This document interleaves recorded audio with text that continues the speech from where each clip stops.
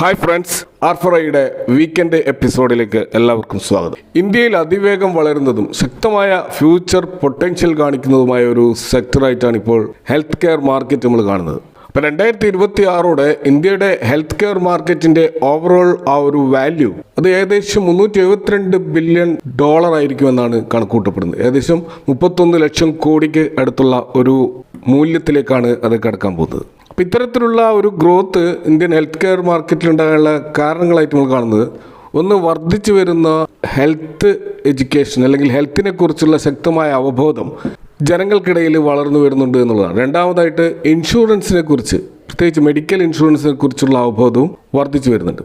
പണ്ട് ഒരു അസുഖം വന്നാൽ മാത്രം ആശുപത്രിയിൽ പോയിരുന്ന ആ രീതി മാറി ഇന്ന് രോഗം വരാതിരിക്കാനുള്ള പ്രിവെൻറ്റീവ് ഹെൽത്ത് കെയർ ചെക്കപ്പുകളും വലിയ പ്രാധാന്യം ലഭിച്ചുകൊണ്ടിരിക്കുകയാണ്. അതുകൂടാതെ Ayushman Bharat, free medical insurance, ഇപ്പോൾ കേരളത്തിൽ മെഡിസെപ്പ് പോലെയുള്ള സർക്കാർ മേഖലയിലുള്ള പദ്ധതികൾ, സ്വകാര്യ ഇൻഷുറൻസ് എടുക്കുന്നവരുടെ എണ്ണത്തിലുണ്ടായ വർധനവ്, ഇതൊക്കെ മികച്ച ചികിത്സാ സൗകര്യങ്ങൾ സാധാരണക്കാർക്കും ലഭിക്കുന്ന രീതിയിൽ ഇന്ത്യയിൽ വളർന്നുകൊണ്ടിരിക്കുകയാണ്. ഇതുകൂടാതെ മെഡിക്കൽ ടൂറിസം രംഗത്തും നല്ല പുരോഗതിയാണ് ഇന്ത്യയിൽ ഉണ്ടാകുന്നത്. മറ്റ് വിദേശ രാജ്യങ്ങളെ അപേക്ഷിച്ച് കുറഞ്ഞ ചെലവിൽ മോഡേൺ ചികിത്സ ഇന്ത്യയിൽ ലഭ്യമാണ്. ഹീൽ ഇൻ ഇന്ത്യ പോലെയുള്ള പദ്ധതികളിലൂടെ വിദേശത്ത് നിന്നുള്ള സന്ദർശകരെ ആകർഷിക്കാൻ ഇന്ത്യക്ക് സാധിക്കുന്നുണ്ട്. ഇത് വൻകിട ഹോസ്പിറ്റൽ ചെയിനുകൾക്ക് നല്ല ഒരു ഇൻകം ജനറേറ്റ് ചെയ്യാൻ ഉള്ള അവസരം നൽകുന്നുണ്ട്. ഇതുകൂടാതെ ആയുഷ് എന്ന കാറ്റഗറിയിൽപ്പെട്ട ആയുർവേദ പോലെയുള്ള ചികിത്സാ സൗകര്യങ്ങളുടെ ഒരു ഹബ്ബായിട്ട് ഇന്ത്യ മാറിക്കൊണ്ടിരിക്കുകയും ചെയ്യുന്നുണ്ട്. ഇതുകൂടാതെ ലൈഫ് സ്റ്റൈൽ ഡിസീസസ് അഥവാ ജീവിതശൈലി രോഗങ്ങളുടെ വർധനവ്, പ്രത്യേകിച്ച് ഹൃദ്രോഗം, പ്രമേഹം, ക്യാൻസർ തുടങ്ങിയ രോഗങ്ങൾ ഇന്ത്യയിൽ കൂടി വരികയാണ്. അപ്പോൾ ഇത്തരം രോഗങ്ങൾക്ക് സ്പെഷ്യലൈസ്ഡ് ആയിട്ടുള്ള കെയറും ലോങ് ടേം ആയിട്ടുള്ള ചികിത്സകളും ആവശ്യമുള്ളതിനാൽ ഹോസ്പിറ്റൽ മേഖലയുടെ ഡിമാൻഡും വർദ്ധിക്കുന്നുണ്ട്. ഇതുകൂടാതെ റൂറൽ മേഖലകളിലേക്കുള്ള വലിയ വൻകിട ഹോസ്പിറ്റൽ ചെയിനുകളുടെ എൻട്രി അതും ഒരു പ്രധാന ഘടകമാണ്. ഇപ്പോൾ പ്രമുഖ ഹോസ്പിറ്റൽ ഗ്രൂപ്പുകൾ, ഉദാഹരണത്തിന് അപ്പോളോ, ആസ്റ്റർ, കിംസ്, മാക്സ് തുടങ്ങിയ ഹോസ്പിറ്റൽ ചെയിനുകൾ ചെറിയ സിറ്റികളിലേക്കും ഈവൻ ഗ്രാമങ്ങളിലേക്കുമൊക്കെ അവരുടെ ചെയിൻ ഹോസ്പിറ്റലുകൾ നമുക്ക് കാണാൻ കഴിയും. ഇതുകൂടാതെ ലേറ്റസ്റ്റ് ആയിട്ടുള്ള ഡിജിറ്റൽ ടെക്നോളജി ഡെവലപ്മെൻറ്റുകൾ ഹെൽത്ത് മേഖലയിലേക്കും വരികയാണ്. ഇപ്പോൾ ടെലിമെഡിസിൻ, അതുപോലെ AI ബേസ്ഡ് ആയിട്ടുള്ള ഡയഗ്നോസിസ്, അതുപോലെ ഡിജിറ്റൽ ഹെൽത്ത് റെക്കോർഡുകൾ, റോബോട്ടിക് ചികിത്സകൾ, ഇതൊക്കെ ഈ ചികിത്സാ രംഗം കൂടുതൽ കാര്യക്ഷമമാക്കുന്നുണ്ട്. അപ്പോൾ ചുരുക്കത്തിൽ നമ്മുടെ എക്കണോമിക് ഗ്രോത്ത്, നമ്മുടെ ജനസംഖ്യയിലുണ്ടായിട്ടുള്ള വർധനവ്, അതുപോലെ ടെക്നോളജിയുടെ കടന്നുകയറ്റം, ഇതൊക്കെ ഹോസ്പിറ്റൽ മേഖലയിലുള്ള ഇൻവെസ്റ്റേഴ്സിനെ കൂടുതൽ ആകർഷിക്കുന്ന രീതിയിലാണ് കാണുന്നത്. അപ്പോൾ ഇന്ത്യൻ ഹോസ്പിറ്റൽ മേഖലയിൽ നിക്ഷേപിക്കാൻ ആഗ്രഹിക്കുന്നവർക്ക് പ്രധാനമായിട്ടും ഈക്വിറ്റി മാർക്കറ്റ് വഴി നമുക്ക് 2 മാർഗ്ഗങ്ങളാണുള്ളത്.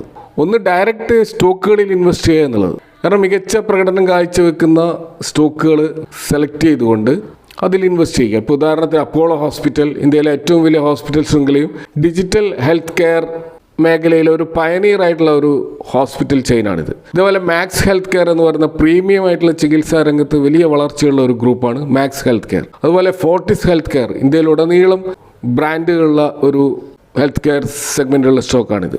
ഇതുകൂടാതെ നാരായണ ഹൃദയാലയ എന്ന് പറയുന്ന മിതമായ നിരക്കിൽ എക്സ്പേർട്ടായിട്ടുള്ള ചികിത്സ നൽകുന്ന മറ്റൊരു ഹോസ്പിറ്റൽ ചെയിനാണ് നാരായണ ഹൃദയാലയ. അതുപോലെ ആസ്റ്റർ DM ഹെൽത്ത് കെയർ ഇന്ത്യയിലും അതുപോലെ ഗൾഫ് രാജ്യങ്ങളിലും ശക്തമായ സാന്നിധ്യമുള്ള ഒരു ഗ്രൂപ്പാണിത്.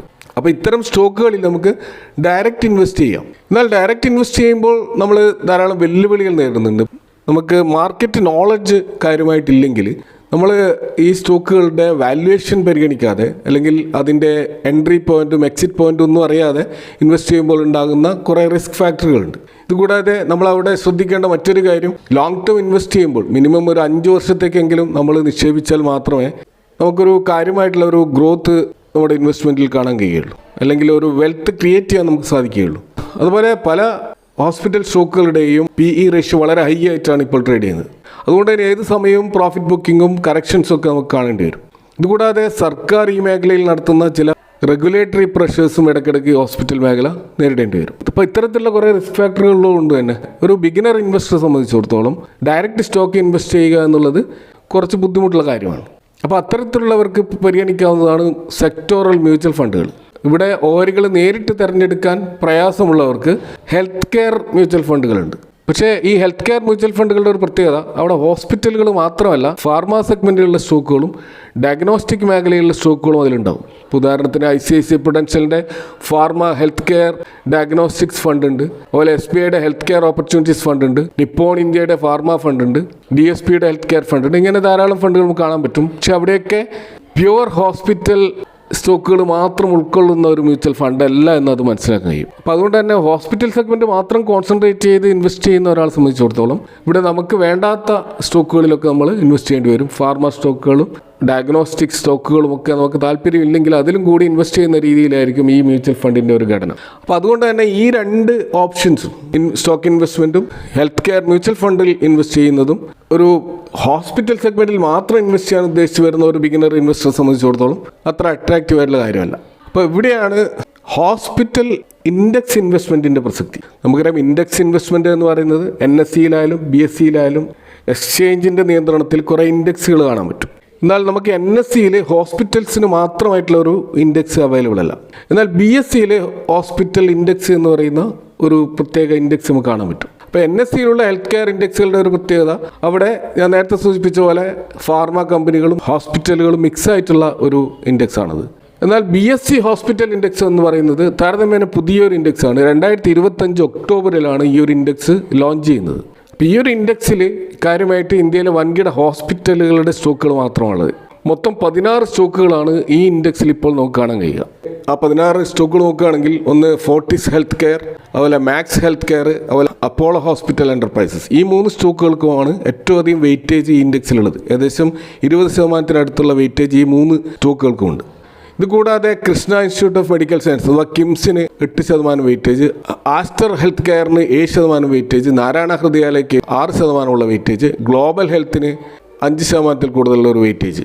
ഇതേപോലെ Rainbow child medicare, Jupiter life line hospitals, അതുപോലെ ഹെൽത്ത് കെയർ ഗ്ലോബൽ എൻ്റർപ്രൈസസും 5% താഴെയുള്ള വെയിറ്റേജോടെ നമുക്ക് ഈ ഇൻഡെക്സിൽ കാണാൻ പറ്റും. ഇതുകൂടാതെ 1% വെയിറ്റേജ് ഉള്ള Artemis Medicare services limited, doctor Agarwal health care limited, Indraprastha medical corporation limited, Kovai medical centre and hospitals, Shalby limited, യഥാർത്ഥ ഹോസ്പിറ്റൽസ് ആൻഡ് ട്രോമ കെയർ, ഇതൊക്കെയാണ് ബാക്കിയുള്ള 6 സ്റ്റോക്കുകൾ.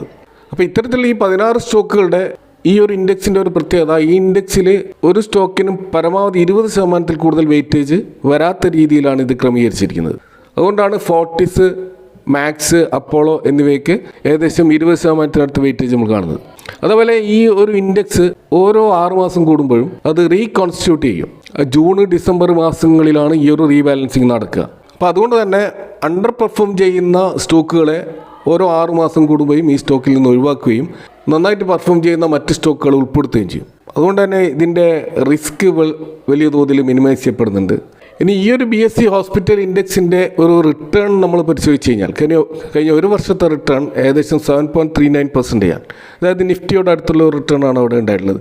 എന്നാൽ 3 ഇയേഴ്സിൻ്റെ ഒരു പെർഫോമൻസ് നമ്മൾ നോക്കിക്കഴിഞ്ഞാൽ ആവറേജ് CAGR 32.83% ആണ്. അതേപോലെ 5 ഇയേഴ്സിൻ്റെ ഒരു പെർഫോമൻസും 34.18% ആണ്. അപ്പോൾ ലോങ് ടേമിൽ വളരെ നല്ല പെർഫോമൻസ് ആണ് ഈ ഇൻഡെക്സ് കാഴ്ചവെച്ച് നമുക്ക് കാണാൻ കഴിയും. അപ്പോൾ ഈ ഒരു ഇൻഡെക്സിൽ ഇൻവെസ്റ്റ് ചെയ്യാൻ വേണ്ടിയിട്ട് മാർക്കറ്റിൽ വലിയ തോതിലുള്ള ഓപ്ഷൻസ് ഒന്നും നമ്മളെ കയ്യിലില്ല. ഈ ഒരു ഇൻഡെക്സിനെ ഫോളോ ചെയ്യുന്ന ഒരേ ഒരു ETF ആണ് ഉള്ളത്. ഈ ETF ഈ ഫെബ്രുവരി മാസമാണ് ലോഞ്ച് ചെയ്തിട്ടുള്ളത്. അപ്പോൾ ഈ ഒരു ETF ലോഞ്ച് ചെയ്തിട്ടുള്ളത് ഇന്ത്യയിലെ ഏറ്റവും ലീഡിംഗ് ബ്രോക്കറേജ് ഹൗസ് ആയിട്ടുള്ള ഗ്രോ ആണ് ഈ ഒരു ETF ഇപ്പോൾ ലോഞ്ച് ചെയ്തിട്ടുള്ളത്. അപ്പോൾ ഗ്രോ BSE ഹോസ്പിറ്റൽ ETF ആണ് ഈ ETFിൻ്റെ പേര്. ഇതിൻ്റെ NFO ഓൾറെഡി അവസാനിച്ചിരിക്കുകയാണ്. അപ്പോൾ ഈ ഏറ്റവും പുതിയ അല്ലെങ്കിൽ NFO കഴിഞ്ഞ പാടുള്ള ഒരു ETF എന്നുള്ള നിലക്ക് ഇത് എക്സ്ചേഞ്ചിൽ ഇനിയും ട്രേഡ് ചെയ്യാൻ പോകുന്നതേ ഉള്ളൂ. അതുകൊണ്ട് തന്നെ ഇതിൻ്റെ മറ്റ് വിവരങ്ങൾ നമുക്ക് പൂർണ്ണമായിട്ട് ലഭ്യമല്ല.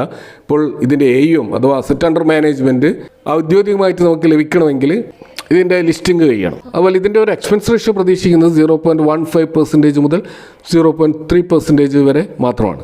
എന്നാൽ ഇവരുടെ തന്നെ ഈ ഒരു ETF-നെ ഫോളോ ചെയ്യുന്ന ഫണ്ട് ഓഫ് ഫണ്ട് ഉണ്ടാവും. അവിടെ എക്സ്പെൻസ് റേഷ്യോ കൂടുതലാകാൻ സാധ്യതയുണ്ട്. അത് 0.5% മുതൽ 1% ഇടയ്ക്കായിരിക്കും ഉണ്ടാവുക.